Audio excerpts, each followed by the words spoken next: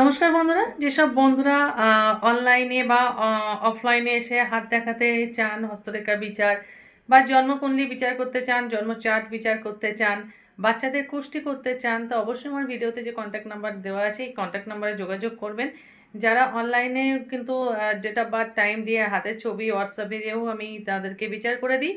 আবার যারা আমার কাছে এসে দেখাতে চান, তো অবশ্যই আসার আগে আমাকে ফোন করবেন, দুদিন আসার আগে। হ্যাঁ, আমি তারপর মানে নিয়ে নেবো তাদেরকে।